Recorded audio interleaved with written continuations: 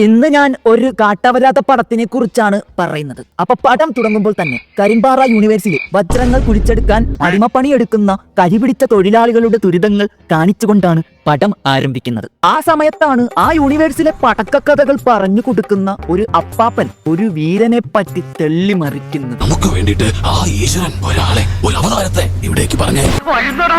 ആ യൂണിവേഴ്സിനെ തന്നെ രക്ഷിക്കാൻ അവരുടെ എല്ലാം രക്ഷകൻ, ആ അവരാധം ശേഷിയല്ല അവതാരം ഒഴുകി വരികയാണ് ഗൈസ് വെള്ളത്തിക്കുടി.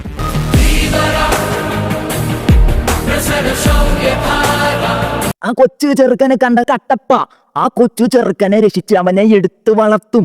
എന്നിട്ട് അവനൊരു പേരും നൽകും ഗൈസ്. അതാണ് മഹേന്ദ്ര വീരമല്ലു.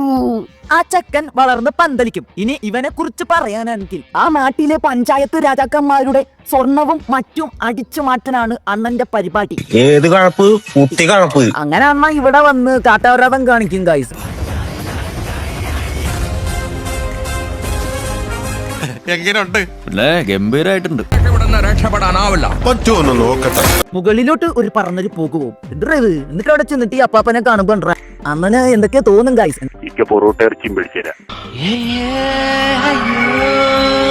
ഏത് കഴപ്പ് കുട്ടി കഴപ്പ്. ആ ഒരു അമ്പ് പോലും കൊള്ളാതെ അണ്ണൻ വെള്ളത്തിലോട്ട് എടുത്ത് ചാടി അവിടെ കൂടെ വെള്ളത്തിൽ കൂടെ മുങ്ങി രക്ഷപ്പെടും ഗൈസ്. മറ്റൊരു ദേശത്തെ രാജാവ് അപ്പാപ്പൻ. ഈ രാജാവ് അപ്പാപ്പൻ എനിക്ക് കിണിച്ചോണ്ടിരിക്കുന്നെങ്കിലും പുള്ളിക്കാരൻ മഹാചറ്റയാണ്.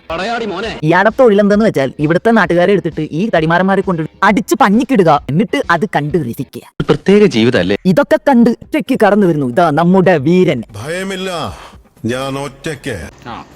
അങ്ങനെ അടുത്തതായി ആടുപുലിയാട്ടം. അവിടുത്തെ 15 പുലികളെ അണ്ണൻ ഒറ്റയ്ക്ക് അടിച്ചു മലത്തും. എങ്ങനെ ഇരിക്കണം? സത്യം പറഞ്ഞ ആ 15 പുലിമാടന്മാര് 2 വളി വിട്ട അണ്ണൻ പറന്നു പോകും. എന്തിനാടാ പറഞ്ഞിട്ട്? അത് കണ്ട ഒരു ചേച്ചിക്ക് അണ്ണനെ അങ്ങ് ഇഷ്ടപ്പെടും. ചേച്ചി ഒരു കുഴലിൽ കൂടി അണ്ണനെ ഒളിഞ്ഞു നോക്കും. ആരാത്? ഫിലിപ്പിന്റെ പറി.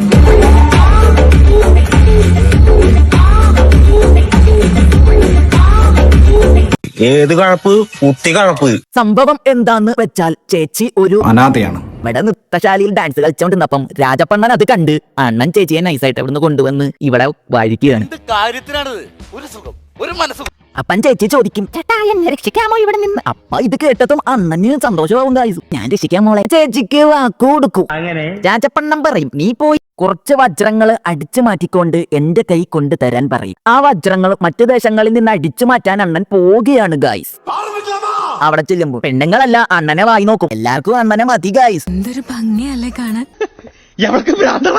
എന്നിട്ട് അണ്ണാര് കെട്ടിടത്തിന്റെ മുകളിൽ നിന്ന് പറന്നു വരും ഗൈസ്. എന്നിട്ട് അണ്ണന്റെ പോക്കറ്റിൽ തീപ്പെട്ടി ഉണ്ടെന്ന് തോന്നുന്നു. തീപ്പെട്ടി പോലെ സ്ഥാനത്ത് ഒന്ന് രസിയാ മതി, തീ കത്തും. അത് വെച്ച് അണ്ണ അവിടെ എല്ലാം കത്തിക്കും.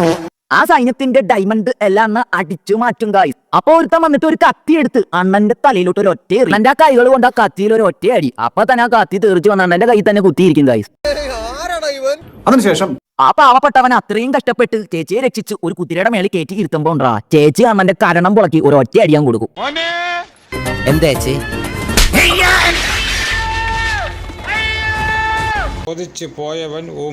എന്നിട്ട് അണ്ണനെ ഒറ്റയ്ക്ക് കൊടുത്തിട്ട് പെണ്ണുമ്പിള്ള എവിടെ നിന്ന് രക്ഷപ്പെടും. അതിനുശേഷം അണ്ണനെന്താ കണ്ണുരുട്ടി ഒന്ന് നോക്കിയാ മതി, പുലി വരെ കീഴടങ്ങും. അമ്മാതിരി പവറാണ് ഗൈസ്. അപ്പൊ അത് കണ്ട് മനസ്സിലാക്കിയ രാജാവ് ഡയമണ്ട് അടിച്ചു മാറ്റിയത് കൊണ്ട് മരണശിക്ഷ കൊടുക്കുന്നതിൽ നിന്ന് ഒഴിവാക്കി അയാളുടെ സഹായിയാക്കി പുതിയ ഒരു ഡീല് കൊടുക്കും ഗൈസ്. കോഹിനൂർ പോലുള്ള ഒരു ഡയമണ്ട് അടിച്ചു മാറ്റിക്കൊണ്ട് വരാൻ പറയും. അണ്ണൻ പറയും, ഞാൻ അടിച്ചു മാറ്റിക്കൊണ്ട് വരാന്ന്. അങ്ങനെ അണ്ണൻ അതിന് പുറപ്പെടും ഗൈസ്. അവിടെ നിന്ന് ആപത്ത് വരാൻ പോകുന്നുവെന്ന് തിരിച്ചറിയാനുള്ള കഴിവ് വരെ അണ്ണനുണ്ട്. പക്ഷികൾ ഈ പ്രദേശം വിട്ടു പോകുന്നു. നദിയിലൊടുക്ക് പറയുന്നു. എന്തോ അപകടത്തിന്റെ സൂചന. ബ്രില്യന്റ്, താനാള് കൊള്ളാമല്ലോ. അങ്ങനെ കുറെ പാറകൾ ഉരുണ്ടുവരും ഗൈസ്. അണ്ണൻ ഇവരെ എല്ലാം രക്ഷിക്കും ഗൈസ്.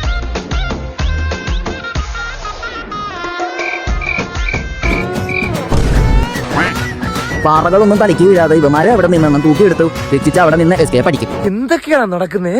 അതിനുശേഷം കാട്ടി വരുമ്പോ കുറെ കാട്ടു ചെന്നായകൾ വരും ഗൈസ്. ഇവൻ വെടിവെക്കാൻ വരുമ്പോ അണ്ണൻ തോക്കെടുത്ത് ദൂരെ എറിയും. എന്നിട്ട് പറയും, അവകളെ ഉപദ്രവിച്ചുകൂടാ, അവർ ജീവികളല്ലേ. എന്തിനാടാ കൊന്നിട്ട്? ആ കാട്ടു ചെന്നായ എടുത്ത് എന്നിട്ട് എന്തോ വേണ്ടാതീനം പറയുമ്പോ ആ കാട്ടുജീവി നീ പോടാൻ അറിയുന്ന പറഞ്ഞ അവിടെ നിന്ന് പോകും. കൊള്ളാലോ. ഇതാണോടാ സംസ്കാരം? അവരൊരു ഗ്രാമത്തിൽ വരും ഗൈസ്. ഇവിടെ ഒരു തുണി കാണും. അത് അണ്ണന്റെ കയ്യിൽ നിന്നില്ല കാട്ടവരാത പെണ്ണ് ഡയമണ്ട് അടിച്ചു മാറ്റിക്കൊണ്ട് പോയ തുണിയാണ്. അപ്പൊ ആ പെണ്ണ് ഇവിടെ ഉണ്ടെന്ന് പറയും ഗൈസ്. അങ്ങനെ ആ പെണ്ണിനെ തേടി പോകുമ്പോ ആ പെണ്ണ് കാട്ടുകള്ളിയാണ് ഗൈസ്. ആ പെണ്ണ് അവിടെ ഒരു ഐറ്റം ഡാൻസ് കളിച്ചോണ്ടിരിക്കുമ്പോ അണ്ണൻ വന്നിട്ട് ആ പെണ്ണിനെ പേര് പിടിക്കും. നമ്മൾ വിചാരിക്കും ആ കാട്ടവരാത പെണ്ണിനെ ഇവനെ അടിച്ചു കൊല്ലുന്നു. പക്ഷേ ആ പെണ്ണിന്റെ ഇവരുടെ ഗ്യാങ്ങി കൂട്ടും ഗൈസ്.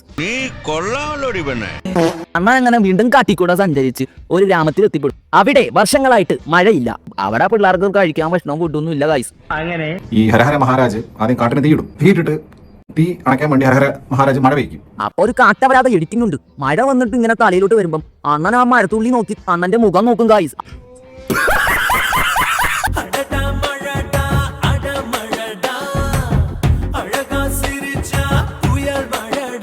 അപ്പൊ ഈ പുള്ളിക്കാരൻ ചോദിക്കും.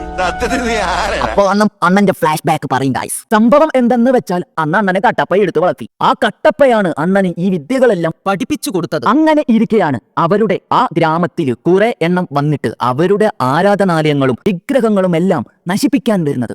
ഇതറിഞ്ഞ നമ്മുടെ വീരണ്ണൻ അവരെ എല്ലാം അടിച്ച് നിലംപലിച്ചാക്കും. നമ്മുടെ വില്ലനുണ്ടല്ലോ, ഇവനാണ്. ഇവൻ ഈ ഗ്രാമം മൊത്തം വേണം. അങ്ങനെ ഒരു സമയത്ത് രാത്രി വന്ന് നമ്മുടെ വീരണ്ണന്റെ ഗ്രാമത്തിൽ ഒളിഞ്ഞു കയറി വീരണ്ണന്റെ ഈ കട്ടപ്പ മാമനെ ഇവന്മാര് തട്ടിയെടുത്തോണ്ട് പോകും ഗായ്സ്. അതിന് വേണ്ടിയാണ് അണ്ണൻ ഇത്രയും കുപ്രായങ്ങൾ കാണിച്ചു കൂട്ടിയത്. ഇവൻ നേരെ പോയി ആ വില്ലനെ അങ്ങ് അടിച്ചാ പോരായിരുന്നു. ഇതിനാണ് അണ്ണൻ ഒരു 10 റൗണ്ട് കറങ്ങി അടിച്ചു വന്നത്. അണ്ണന്റെ ഈ ഫ്ലാഷ് ബാക്ക് എല്ലാം പറഞ്ഞു കഴിഞ്ഞ് പിന്നെ അവരാ സ്ഥലത്തേക്ക് പോകും ഗായ്സ്. പിന്നെ KGF ആണ്. അവിടെ ചെല്ലുന്ന സമയത്ത് അടിച്ചവന്മാരുടെ പരിപ്പണ്ണൻ ഇളക്കും. അണ്ണൻ പവറാവും ഗായ്സ്. അണ്ണനും നാട്ടുകാരും കൂടെ ചേർന്ന് ഇവന്മാരെ എല്ലാം അടിച്ച് പഞ്ഞിക്കിടും. അടിമയാക്കി വെച്ചിരുന്ന എല്ലാ ജനങ്ങളെയും അണ്ണൻ രക്ഷിക്കും.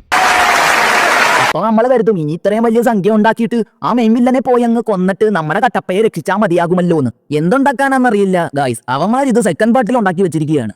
അങ്ങനെ ഈ പടക്കപ്പടം തീരും. സ്ഥലത്ത് പുതിയതാ, ഫീൽഡിലല്ല.